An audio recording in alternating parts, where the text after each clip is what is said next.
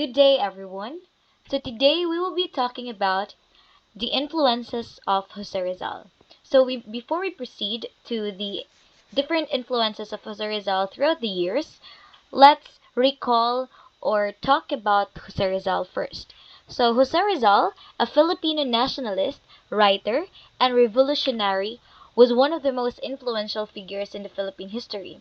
That's why he is called the national hero. So he played a significant role in the Philippine Revolution against Spanish colonial rule, and his ideas and writings continue to inspire Filipinos today. So that is Jose Rizal.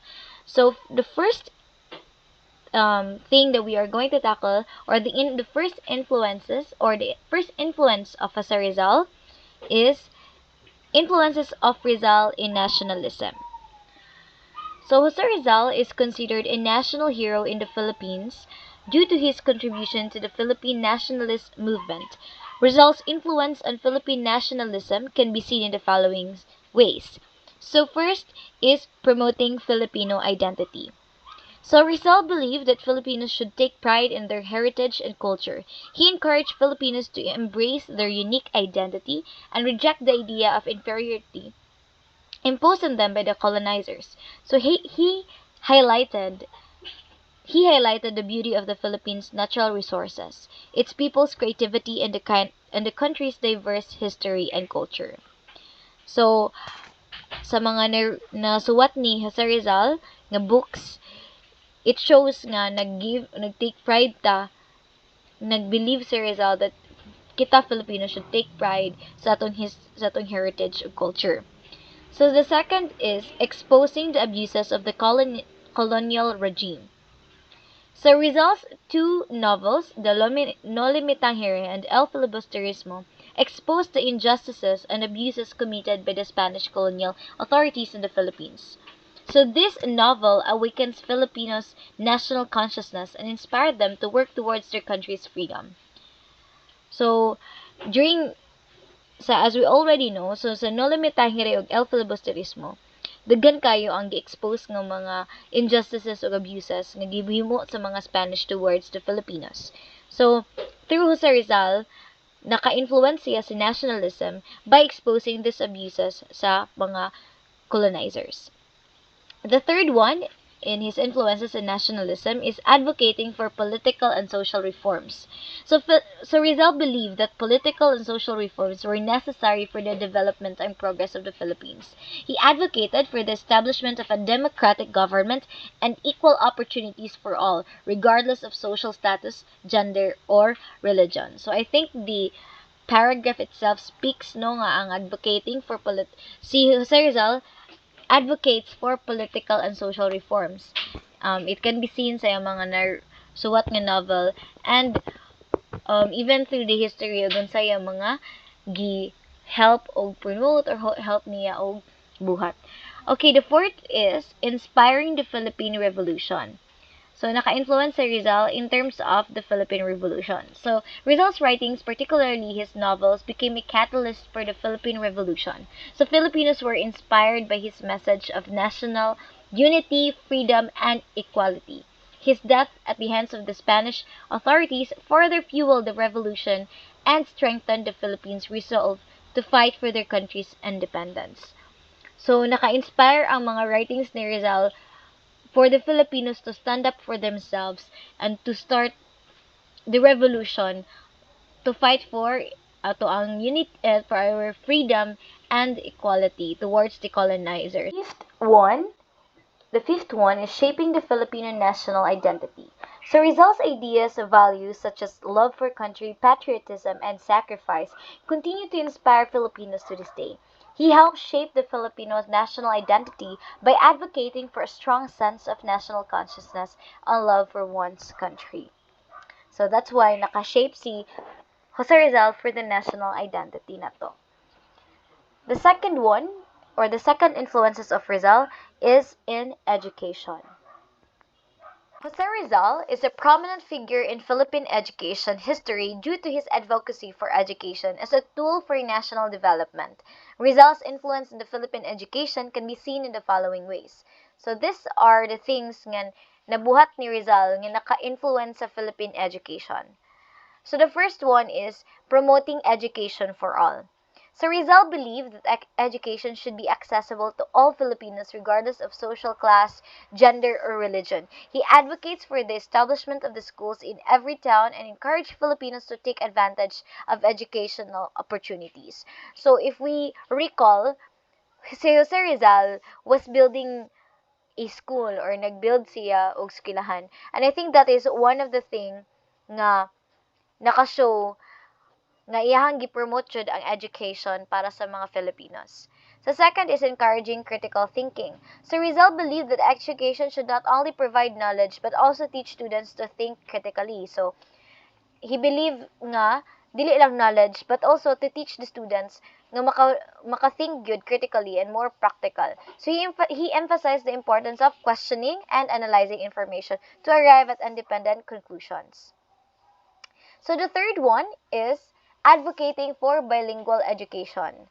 So for Filipinos to speak two languages or more. So Rizal believed that Filipinos should learn both their native language and Spanish. So before guro, what was taught in school kay kanang Spanish lang or because the teachers were Spaniards, so dili sila matudluan kayo in their native language sa eskwelahan. But Rizal believed that Filipinos should be taught for both their native language and Spanish. So he recognized that Spanish was the language of the colonial regime and that learning it was necessary for Filipinos to communicate with the colonial authorities. However, he also believed that learning one's native language was essential to preserve the Philippine culture and identity. The fourth one is promoting scientific education. So Rizal believed that scientific education was crucial for the development of the Philippines. He encouraged Filipinos to pursue scientific studies and apply scientific principles to solve practical problems in the society. So I think that's already understandable. The fifth one is establishing schools. So as I've mentioned before, Rizal was establishing a school or schools, several schools actually, for the educations of the Filipinos. So Rizal established several schools, including La Liga Filipina, a civic organization that aimed to promote education and civic-mindedness among Filipinos. He also founded the Escuela de Niñas, a girls' school, in his hometown, Calamba, which aimed to provide education to girls who were often neglected in the traditional Philippine society. So that was why Rizal was able to influence the Filipinos or the Philippines through his works or through the things that he believed in, even in education, because he was building schools para sa mga Filipino.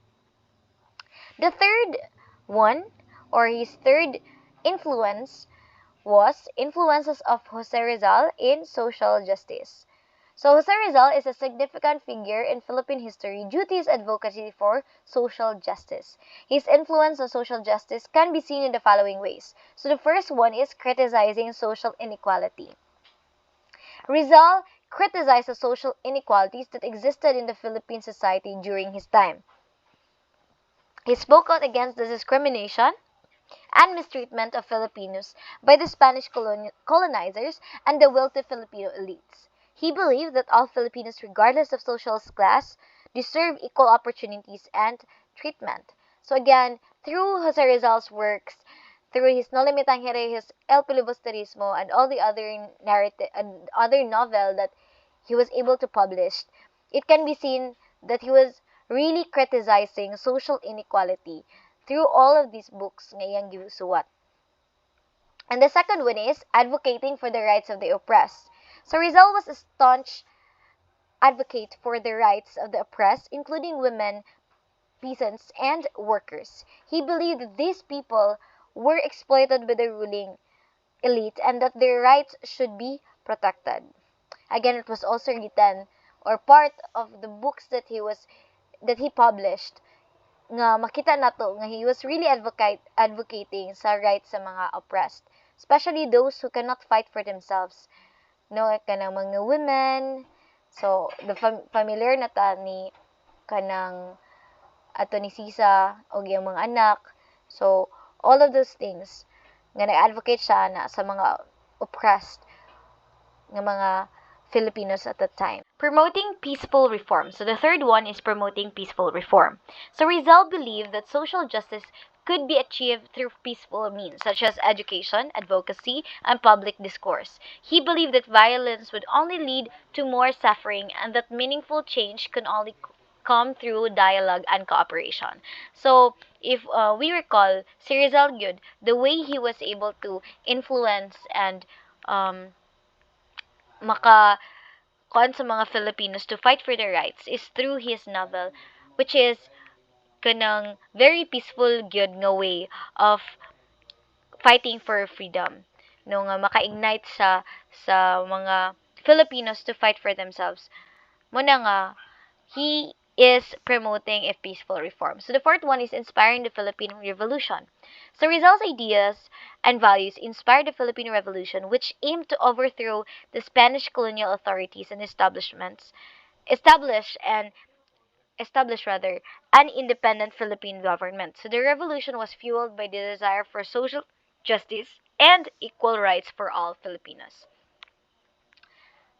The fourth one is emphasizing the value of self-sacrifice. So Rizal believed that social justice required personal sacrifice. He was willing to risk his own safety and freedom to fight for the rights of his fellow Filipinos. He believed that individuals should be willing to take personal sacrifices to achieve the greater good. So, we already know nga si Rizal, he was known he was and still is known nga namatay siya because of kanang him nga nag-fight for the Filipinos. So, nag-emphasize siya nga social justice can ma-require due to personal sacrifice. He died because iyahang gipili nga mo-continue og write sa iyahang mga novel or continue og distribute sa iyang na-publish nga novel for the Filipino people to read para mo-ignite sa fire for this Filipino to fight for our own freedom. So the fourth to sixth nga influences of Jose Rizal in the Philippine history will be discussed by our next reporter, Mr. Simon Paulo Araro. So I will give the floor to Simon now. Fourth influence of Rizal is the influence of Rizal in human rights. So here, Jose Rizal is a prominent figure in the Philippines and a champion of human rights. His influence on human rights can be seen the following ways. First, criticizing the colonial abuses. So here, Rizal was a fierce critic of Spanish colonial abuses in the Philippines. He condemned the maltreatment of Filipinos and the violation of their human rights, including the right to life, liberty, and property. He used his writings to expose these abuses and raise awareness about the plight of his fellow Filipinos. So, si Jose Rizal, he was a renowned critic for the Spanish colonial regime. That's why he was able to produce uh, uh, his famous works like the Noli Me Tangere, El Filibusterismo, which reflects the um, which reflected the actions and maltreatment of the Spanish, especially the friars, towards the Filipinos. So second, he advocates for human right for individual rights. Rizal believed in the inherent dignity and worth of every human being. He advocated for individual rights, including the right to freedom of speech, religion, and association. He believed that these rights were essential for the development of a just and democratic society. So Rizal believed that everyone has their own rights and that everyone can stand up for themselves and that they shall not be enslaved by anyone or owned by any entity or property or um, an individual. So, ang gipangusgan niya sa Rizal kay nag-advocate siya og kanang independence bitaw for each Filipino samot na sa mga Filipinos para dili sila murag ma-feel nga ma-oppressed or murag gigamit ra. So mao na panindigan ni Jose Rizal katong siya pa kan nag-write siya sa iyang mga works. So third, promoting equal rights. Rizal was a strong advocate for equal rights, regardless of race, gender, or social class. He believed that all individuals should be treated with dignity and respect, and that discrimination should be eradicated. So si Rizal, knowing nga nag-eskwela siya sa abroad, niya nakahalubilo na siya pila ka foreigners sa foreign countries na expose siya sa uban-ubang mga lahi, mga uban-ubang mga environment. So he was able to socialize with them, and na kuan niya na observe niya nga kanang ang tanang tao kay kanang pareha ra bitaw kuan standing in the end nya naa sila rights, naa sila opinions nya murag ang amazing ni Rizal ni kay iyang gi pangusgan, iyang gi panindigan nga ang individuality kay dili kay siya dependent sa race or sa gender or social class.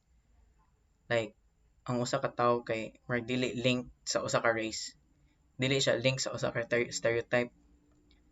Mao nang nag-promote og equal rights kay tungod talipod kay naa siya nakasaway siya socialize, nakabond siya mga ubang mga race of gender or social classes, dili ra sa Philippines kundi sa other countries.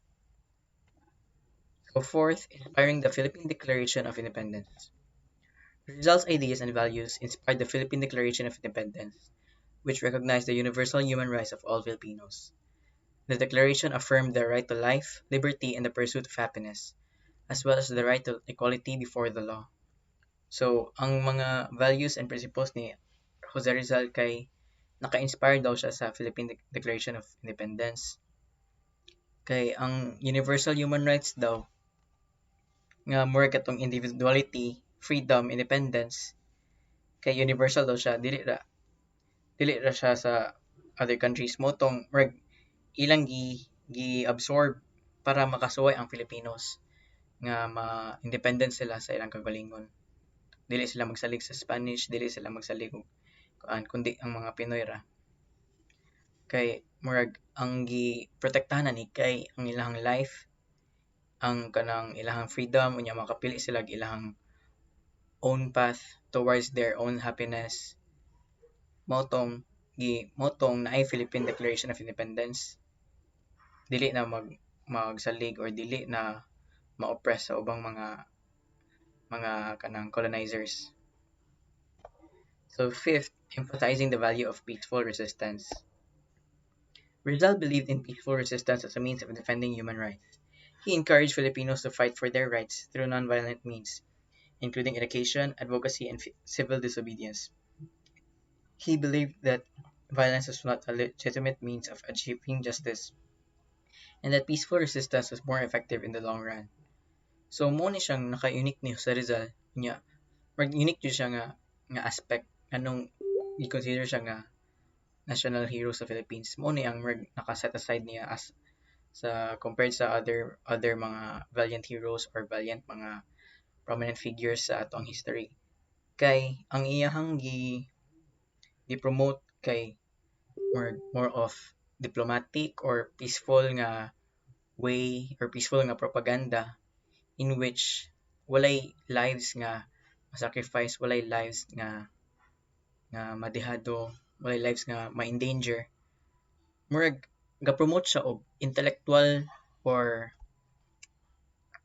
murag siya ga-promote siya intellectual nga murag mga discussions, murag siya ga-promote siya diplomacy. Kaya ang diplomacy ba okay, more of negotiation para dili mo abot sa point nga naay violent means mitabo. Nga ang mahog ra pud kay ang madelikado ra gyapon kay ang economy, ang lives sa mga tao.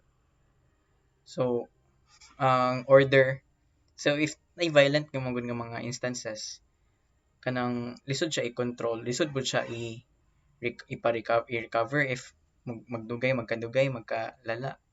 Mo tong at murag prevention is better than cure. Ang buhaton murag makig-negotiate or any peaceful means nga murag maka-instill ra og kanang inspiration ug motivation sa mga sakop. So mao ni ang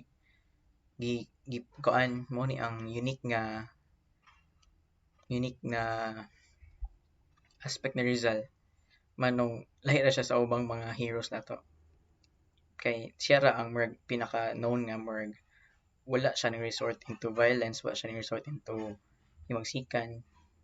Murag quiet, silent ra iya, pero kuan gyapon siya murag ning spark siya og fire, mura siya ning trigger og murag ning trigger siya neuron sa mga Filipinos nga murag makapa ano nila makapa pukaw at least na sila kuan sense of independence na nga nakintahay sense of righteousness nga na. So mo to siya ang mga influence ni Rizal sa human rights. So next, the fifth influence is influences of Rizal in literature and the arts. Here, Rizal is considered a national hero in the Philippines, not only for his role in the Philippine Revolution, but also for his contributions to literature and the arts. His influence in literature and the arts can be seen in the following ways. First, advancing the use of the Philippine language. So Rizal believed that the use of Philippine language was essential to the development of a national identity. He wrote many of his works in Tagalog, a language spoken by many Filipinos, which helped to popularize the language and elevate it as a literary medium. So kaning influenced kuno Rizal sa literature and the arts kay tungod kay hilig siya mag-create og mga literary works. So murag po siya way nga maka-promote siya sa kanang paggamit or more siya ma-develop ang paggamit sa Filipino language ani nga time kay either kung may Spanish or Tagalog may gipanggamit na nga language ani. So ani nga time murag iyang gi-preserve ang culture sa Filipinos. Maski pag gamit siya Spanish, ang Spanish kay murag deep engraved naman po sa Filipino. So, Filipino magyapon ang Spanish. Ay Spanish magyapon ang Filipino. So mao nang kuan gyapon ang Spanish language at nga time. So ang Tagalog pod mao na siya ang ato ang nakuha nga national language. So mo po na iyang gigamit po na siya siyang works para ma-promote unya ma-preserve kay lahi ra gyud pod ang naay ano merg naa bitaw national identity ang nation if kanang naa salay singular nga common nga language nga mao ay gigamit nga unique siya sa other countries kay para pod naay sense of pride ang mga Filipinos. So ang paggamit niya sa ang pagkuan niya siyang mga works merg nakapa way siya nga nakapa-excite sa mga maka-entice sa mga tao para i-preserve ang national language or ang Spanish language, Tagalog or Tagalog language. So, mo tong dako kay siyang influence pod sa literature and the arts sa Philippines. Second is encouraging social and political awareness. Rizal's literary works, including his novels Noli Me Tangere and El Filibusterismo, are considered some of the most significant pieces of Philippine literature. These works raised awareness about the social and political issues of his time, including colonial oppression, corruption, and social injustice. So, encouraging social and political awareness meron siya common sense pod nga if sayang mga kita examples yang novels nga No Limit ang Hirian and Filibusterismo meron siya controversial pod nga mga piece niya kay mao jud ni siya nga nakapapukaw sa mga issue sa colonial nga time sa colonial regime sa Spanish. So mga kanang mga injustices nila ilang mga maltreatment sa Filipinos. Ato niya gipaagi og kuan portray para dili violent ang kanang outcome murag igo ra siya ning nagpaigo sa mga Filipinos para ang Filipinos kay ma-awaken or kanang murag na breakthrough nga murag nasa sense jud of independence nasa sense of kanang nationalism, patriotism sa Filipinos kung dili sa Spanish. So tungod kay ang Spanish kay murag abusive na kayo oppressive na sila mo tong ganan nila nga murag dili kayo sila dili sila musunod kay sa Spanish rule. So third, promote Philippine culture and heritage. Rizal's works have celebrated Philippine culture and heritage. He wrote about Philippine history, traditions, and values, which helped to preserve and promote these aspects of Philippine identity. So, magpapreyara sa number two, nag-advocate siya o mura ni siya, nag-promote siya og Philippine culture and heritage ko sa mga works, nag-promote siya og kanang mga sa mga Spanish nga mga times, ang values, ang tradition sa mga sa Spanish, mga Spanish gikan kasagaran. Yeah, which is karon more gyapon gisunod sa uban ang atong traditions and norms kay based ra gyapon sa Spanish nga culture kay anak man jud ta murag na mold as a nation. Ilahang culture man jud ang basis. So sa pag kuan niya sa iyang mga works, dili ra pod ang mga injustices or mga negatives ang gi-share niya kundi ang Philippine culture and heritage based sa Spanish na culture. So kintahay mga kuan basta kanang mga tradisyon sa mga fiesta, mga natali or unsa pa na kanang mga kanang murag ang pag-promote tali sa mga sa una kay kanang mga maharlika, ang mga kuan. So I wrote about Philippine history, traditions, and values. Kaning values sa mga sa Filipino sa mga sa Spanish colonial times kay mao poy gisunod gyapon ron sa majority sa Filipinos. So murag naingon nga murag na-preserve ang culture gamit ra pod ani mga works nilang Rizal or any other nga mga author or mga kuan historians. So fourth, inspiring other artists and writers. Rizal's literary works and advocacy for the use of the Philippine language inspired other artists and writers to do the same. His influence can be seen in the works of many other Filipino writers and artists who also celebrated Philippine culture, heritage, and identity. So, kuno nga nag-ano siya, nakapa-inspire sa other artists kay kisa po kay dili ma-inspire nga iya man gamit ang Philippine language, iya man gi-promote ang Philippine language. Kay kanang iyang gi-promote ang Philippines mismo, Filipinos, Philippine culture, Spanish culture, nga derived nga Spanish culture, ang Philippine culture. So, mo tong kung unsa ang mga kuan pod mga nindot nga mga tradition, values, murag gi kuan po siya, gi gi ref kuan na siya ba, gi-share po siya sa uban gamit sa ubang mga artist. Kay hindi po siya nga mga kuan traditions and norms katulang yung mga oppressions, mga injustices mo tong katulang sila makuan sa una mga kuan oppression. So fifth, fostering a sense of national identity. Rizal's works and advocacy for the use of the Philippine language helped to foster a sense of national identity among Filipinos. He believed that a strong national identity was necessary for the development of a just and democratic society. Fostering a sense of national identity kuno ang kanang influence ni Rizal in terms sa literature and the arts. So pare sa mga gipangingon kanina, ang mga works ni Rizal kay murag nakapa inspire, nakapa-instill og nationalism or patriotism sa mga Filipinos. Kay murag nakita murag iyang gikuan nga pwede sila mo value silang self, pwede sila mo value silang family, pwede silang value silang own race, nga dili sila magsalig sa Spanish. Nya murag ganan siya nga kanang i-unite bitaw ang mga Filipinos para magkahiusa ilang mindset. Unya og magkahiusa ang mindset nila. Dili na sila makuan kanang dili na sila mahadlok nga ma-independent sila from the Spaniards.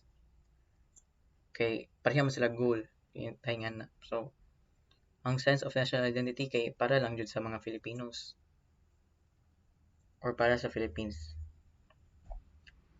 So ang sixth na influence of Rizal kay influences of Rizal and patriotism. Jose Rizal is widely regarded as the national hero of the Philippines, and his influence on patriotism in the country is significant. Here are some ways Rizal influenced patriotism in the Philippines. First, advocating for Philippine independence. Rizal's writings, including his novels No Limit Tangere and El Filibusterismo, inspired many Filipinos to fight for Philippine independence. Rizal was a strong advocate for independence and believed that Filipinos deserve the right to govern themselves. So, mo to ang gingon po ganina Mark sa previous nga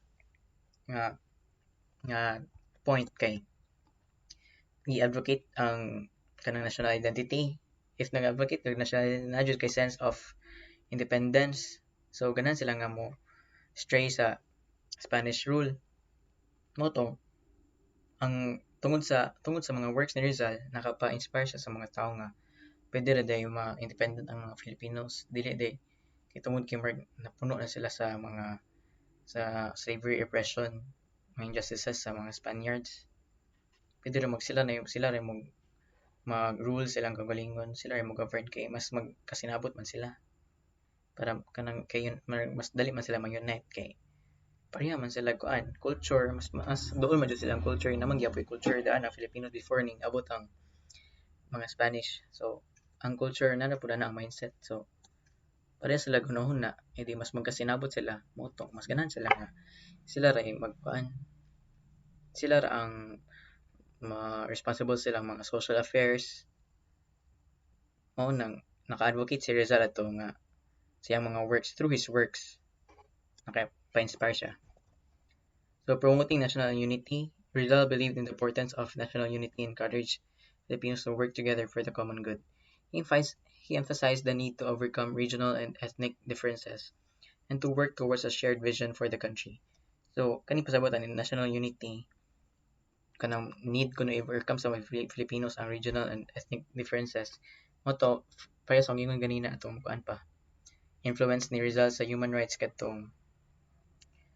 katong dili siya mo base sa kanang equal mag-advocate siya equal rights di siya mo base sa race gender and social class kay ang gi hunahuna ni Rizal mas nindot og magkahiusa ang mga tao para matabangan na pud ang Philippines mga Filipinos ug gyapon mabulahan if united ang kuan nation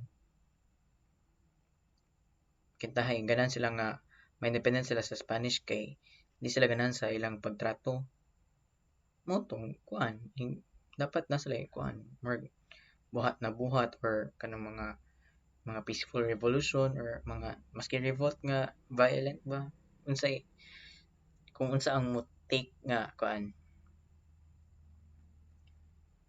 him so kanang murag iyang gi paagi sa iyang works nga ang kanahang goal sa mga Filipinos as a whole dili ra as an individual kundi as a whole. So third kay ang encouraging civic responsibility. Rizal believed that every Filipino had a responsibility to contribute to the country's development. He encouraged Filipinos to be active in their communities and to work towards the betterment of society. So kaning civic responsibility unsa man siya kanang mo ni siya ang kanang murag murag siya conscience nga murag siya ug ikaw karon kay murag nakay konsensya nga magmotabang sa imong mga neighbors, imong community kay murag maluoy or kano to. Ganan ka nga more i-uplift tanan ang standards of living, ang i-uplift tanan dapat equal ang kanitong ilahang kanang ilang life kay aron makasuway pa sila sa mga privileges sa kanang sa dili kanang above poverty mao nang ang kanang mga each Filipino iyang gi-advocate nga dapat mo trabaho mo kuan sila na sila murag dili pud obligation di man po sila obliged di po sila gipugos kanang na sense of kanang helping bitaw or sense of kanang sharing skills knowledge or anything kan ba physical goods kay para ano ang tibuok nation kay mo mulambo. So fourth, celebrating Philippine culture and heritage. Rizal celebrated Philippine culture and heritage in his writings and artwork. He believed that Filipinos should be proud of their culture and history and should work to preserve and promote them. More na siya sa previous nga influence nga kanang i-preserve through Rizal's works, i-preserve niya ang Philippine culture and heritage kay gigamit niya ang Philippine language. Gi-emphasize niya ang mga positive things about Filipino culture. Like unsay mga dapat pangsundon, unsay angay pod nga ginasundon. Ang importante naagyapoy kanang sense of being Filipino. So mo to siya. So fifth, inspiring future generations. Rizal's life and works continue to inspire future generations of Filipinos to love and serve their country. His patriotism and commitment to Philippine independence have become a symbol of hope and inspiration for many. So si Rizal as a hero, ang nag-symbolize siya nga kanang peace yet critical. Yan mo ako ang ano. Kay si Rizal, more siya critical thinker siya at the time. Kay he was able to kanang refute or mga argue sa mga ilang scenarios, ilang situations sa una. Mo tong critical siya kay marag na siya mga iyang na list iyang mga na-observe sa Spanish regime. So in a way adto critical siya unya ang kanindot po niya wala niya kayo wala kayo niya gamit iyang emotion, more of an intellectual approach iyang gigamit. Kay if emotional iyang gi-approach or more result siya violence, kansi ra gyapon ang mga Filipinos or kansi ra gyapon ang lives sa mga sa mga tao ra gyapon ma-sacrifice madihado. So ug in the end mas nag-preserve siya life, nag-preserve siya sa culture. Yang gi-preserve ang life, pero ang peace iyang gi-promote. Kay di man to peaceful ato nga time. Daghan mang mga injustices, mga Filipinos kay gipang oppress more discriminate man. Mura ra turing nga mga slaves sa mga Spaniards. Wala kay sila regard as ilahang equal, more sila kay tungod kay colonizer sila ang labaw. So mao tay kanang gilikay ni Jose Rizal. So kaniya na nga aspect kanang characteristic niya which is helpful po kayo sa karon nga mga scenario kitay dili man kadayon mo dapat mo subject to diba violent reactions, dapat naman kay mga basis nakay og mag-defend ka sa imong argument, dapat kay kansi man og dili ka wala kay basis or if sa legal terms sa legal sa legal aspect kay dili man ka makuan sa lawyer sa judge di man ka paminawon mo man kay kanang basis sa imong gipangingon.